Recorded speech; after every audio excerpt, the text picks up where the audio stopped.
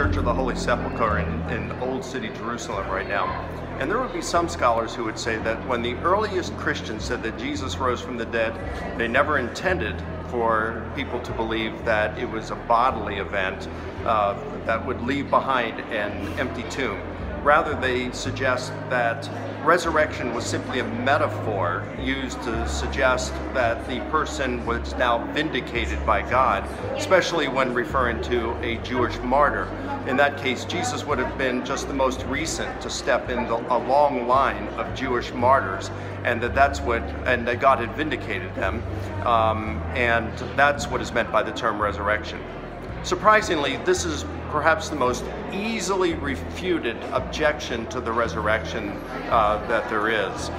Paul is perhaps the earliest Christian author of the New Testament literature, and in 1 Corinthians, which was written somewhere around between the year 50 and 55, within 20 to 25 years of Jesus' crucifixion.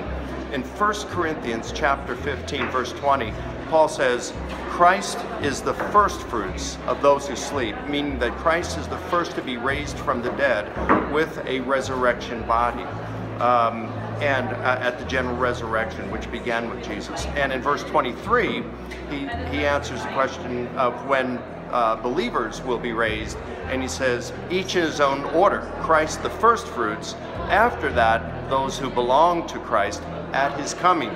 So Jesus is the first to be raised in the resurrection, and then believers, those who follow him, will be raised when Jesus returns.